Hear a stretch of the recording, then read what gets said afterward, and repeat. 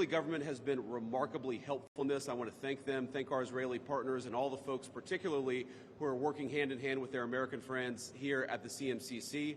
And number two, I want to say that there is this weird attitude I've sensed in the American media and the Western media where there's almost this desire to root for failure, that every time something bad happens, that every time that there's an act of violence, there's this inclination to say, oh, this is the end of the ceasefire, this is the end of the peace plan. It's not the end. It is, in fact, exactly how this is going to have to happen when you have people who hate each other, who have been fighting against each other for a very long time. We are doing very well. We are in a very good place. We're going to have to keep working on it, but I think we have the team to do exactly that. So with all thanks to our partners, both in Israel but all across the Gulf Arab states, Indonesia, the Turks, we are doing an amazing thing here, and I'm particularly proud of the American troops working at the command center who are coordinating this effort and making it possible. So with that, I want to thank Ambassador Steve Witkoff and turn it over to him to say a few things, and after everybody's said a few words, we'll take some questions. Thank you, guys. Steve? Well, thank you very much, Mr. Vice President. We're really proud of what's happened here. It's an amazing effort. It's a great coordination between our partners. We have a great team.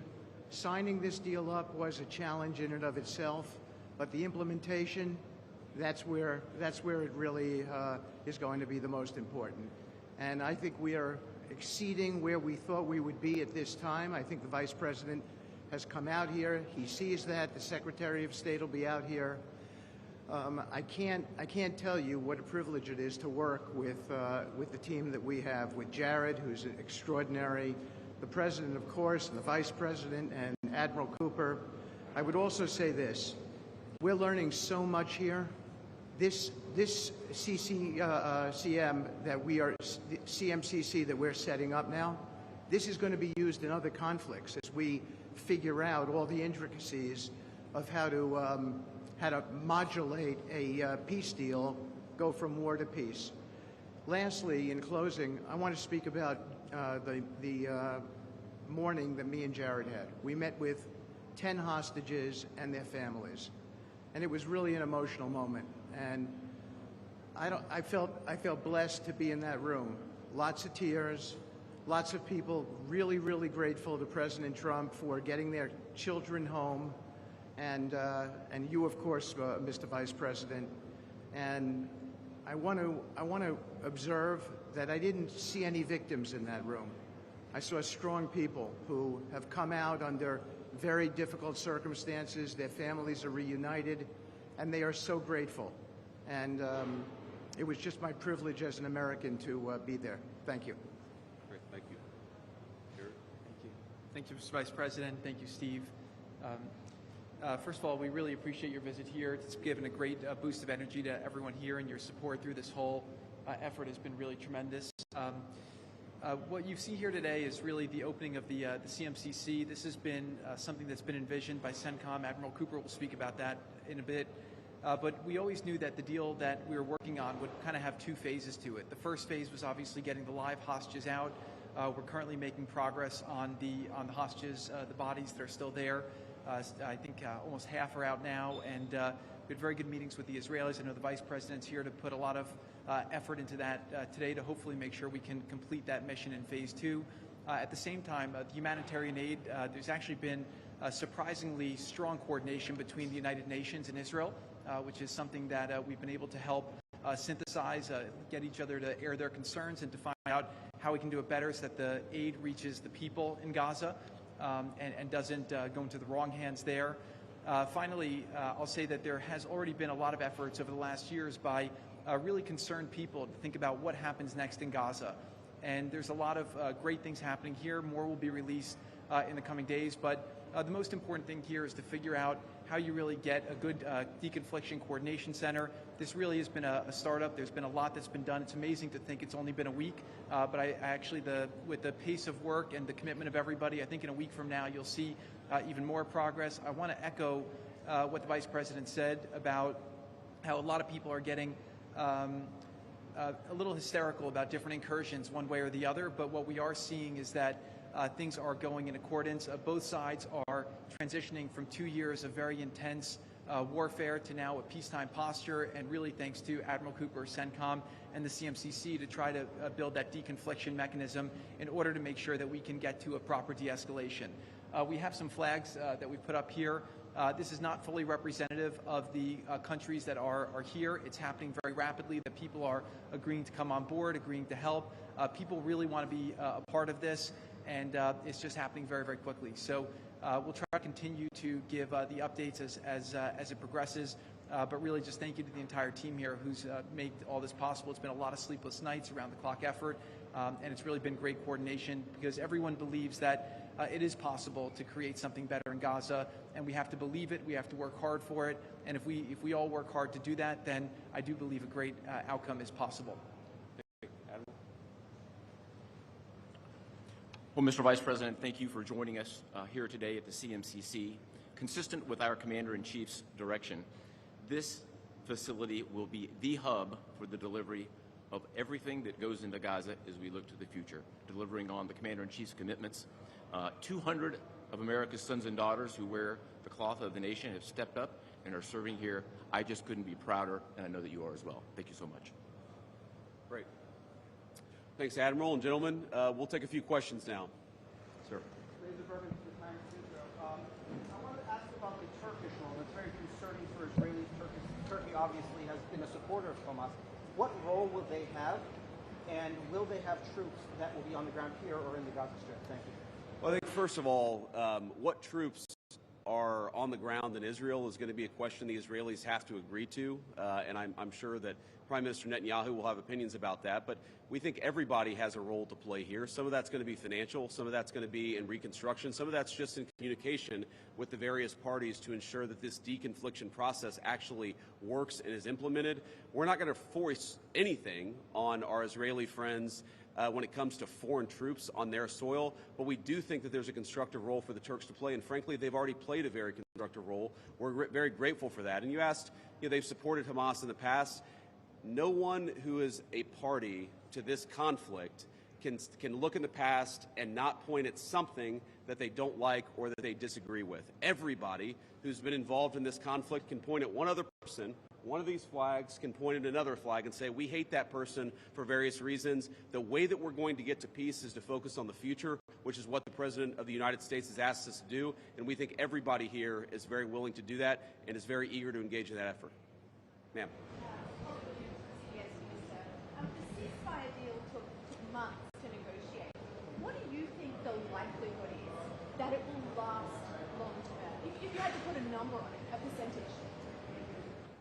Well, Jared's the investor here. I'm not going to give you a percentage, but look, what we've seen the past week gives me great optimism the ceasefire is going to hold. And if we get from where we were a week ago to a long-term, durable peace between Israel and Gaza, there are going to be hills and valleys. There are going to be moments where it looks like things aren't going particularly well. But given that, and given the history of conflict, I think that everybody should be proud of where we are today. It's going to require constant effort. It's going to require constant monitoring and supervision. That's part of the reason that Admiral Cooper and his team is here, is to mediate these disputes, to mediate these disagreements as they come up. But look, right now, I feel very optimistic. Can I say with 100% certainty that it's going to work? No. But you don't do difficult things by only doing what's 100% certain. You do difficult things by trying, and that's what the President of the United States has asked us to do. Sir. Mr. President, Suleiman Massoud from Cannes. First of all, thank you for brokering the ceasefire deal. Two questions for you. Hamas was supposed to bring back all the hostages within 72 hours. There are still deceased hostages that are still in Gaza. Will you put a deadline for Hamas to bring back all these hostages? And second thing, President Trump tweeted about this today, Hamas killing their own people in Gaza, Palestinians who worked for Israel. What is your warning to Hamas about that? Yeah, so Steve, I'm going to ask you to follow up here, but let me say just a couple of words about the deceased hostages. I mean, one of the stations that I met with, one of the groups that's working on this that I met with earlier, they actually have a photo of the 15 deceased hostages who are still in Gaza. It is a focus of everybody here to get those bodies back home to their families so that they can have a proper burial. Now, that said, this is difficult. This is not going to happen overnight. Some of these hostages are buried under thousands of pounds of rubble. Some of the hostages, nobody even knows resources where they are. That doesn't mean we shouldn't work to get them, and that doesn't mean we don't have confidence that we will. It's just a reason to counsel in favor of a little bit of patience. This is going to take a little bit of time.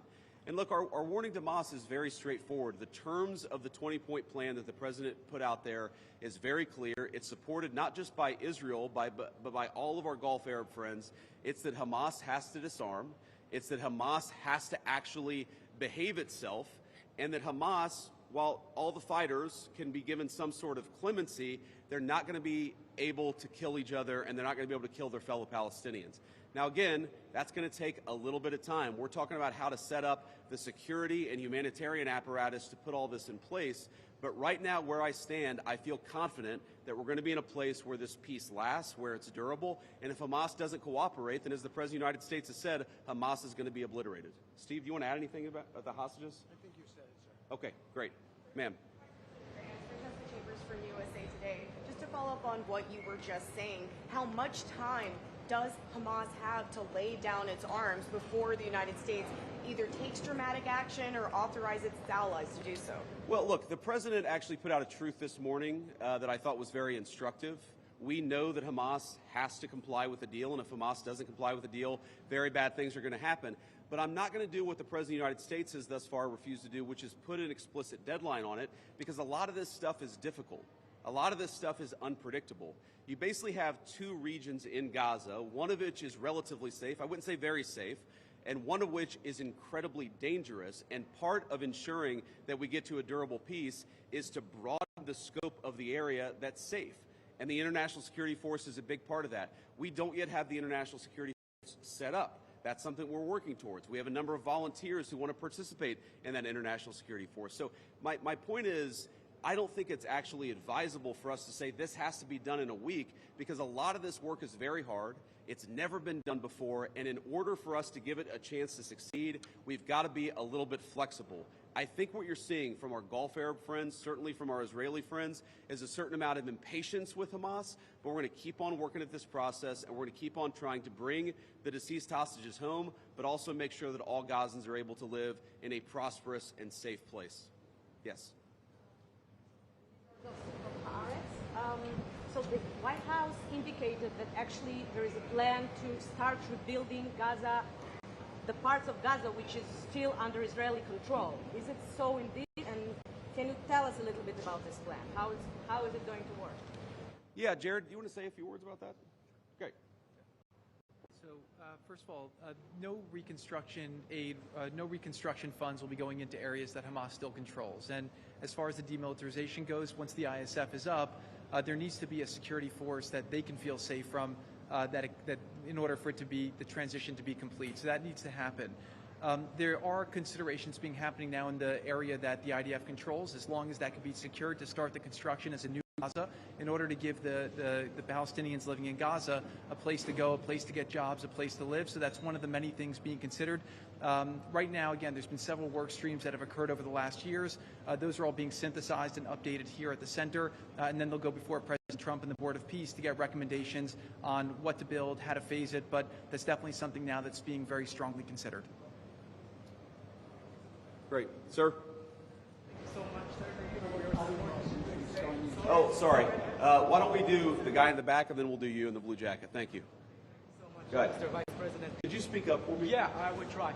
So thank you so much, Mr. Vice President. And my question is, from the level of cooperation that you just saw today here in this place, how you see the, let's say, future of normalization in Israel in the region, if you see like a cooperation, growing cooperation between Israel and other Gulf states that we don't see from the outside? Yeah, well, you know, I think Steve put it best, which is that this model, I think, could serve for a foundation for normalization, not just in the Middle East, but across the world.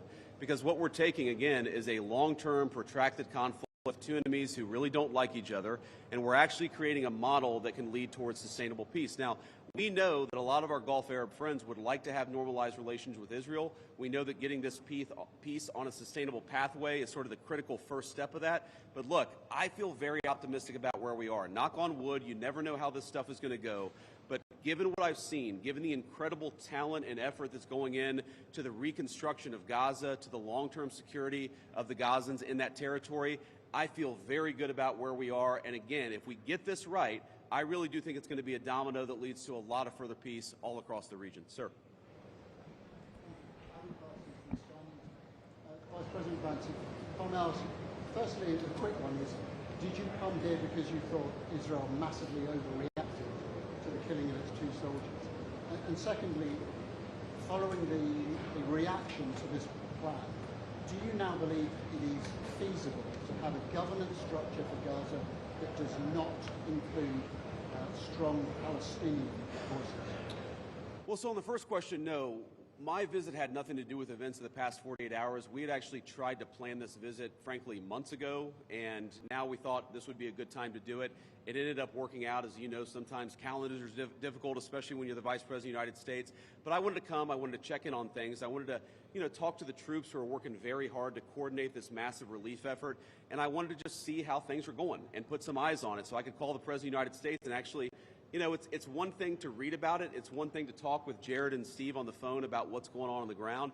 It's another thing to actually shake somebody's hand, to look them in the eye and to understand what are the challenges, what are the things they need from me. I mean, I heard from relatively junior troops very simple things that would make their lives easier that I'm going to take back to Washington and hopefully help them with.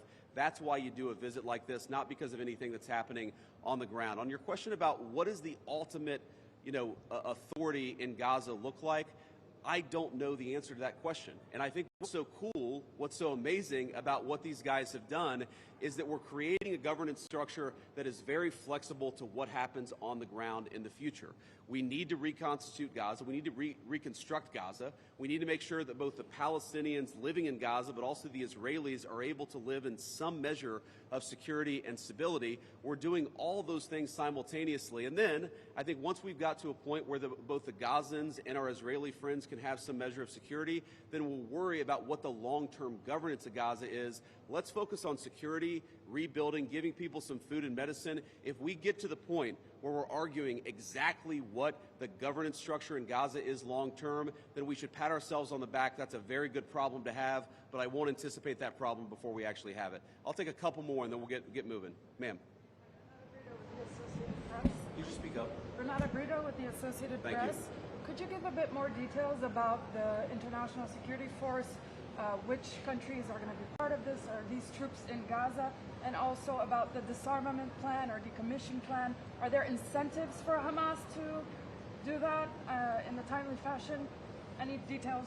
The incentives are that unless Hamas disarms in accordance with the agreement, very bad things are going to happen, right? And also the incentive is that if they disarm, there is a better future for everybody on the other side of it. But in terms of the International Security Force, Steve and Jared, Admiral Cooper, are working on that very issue right now. Remember, this peace deal was struck under the president's leadership literally a week ago. The hostages were returned, 6 days ago, 5 days ago?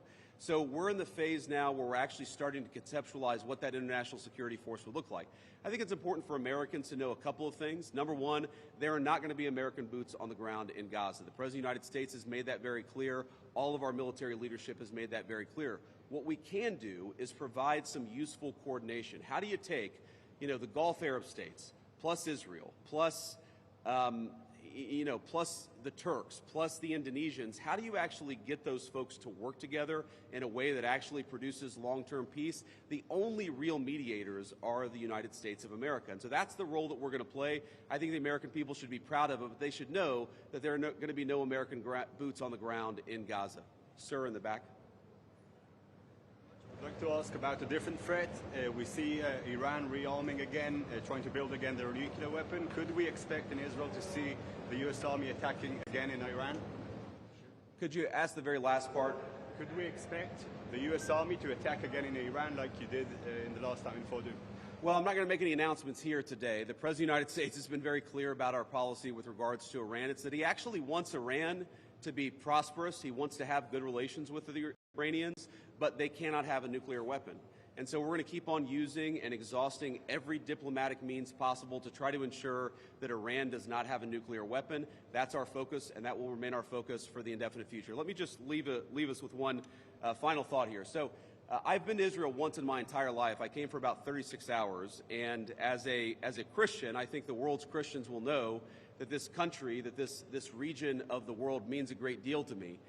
And At some point today, I hope to go, or at some point in the next couple of days, I should say, I hope to go to the Church of the Holy Sepulchre, which Christians believe is the site that Jesus Christ was crucified in.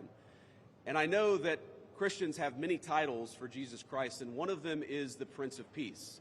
And I'd ask all people of faith, in particular my fellow Christians, to pray that the Prince of Peace can continue to work a miracle in this region of the world. I think that we have made incredible strides over the past week.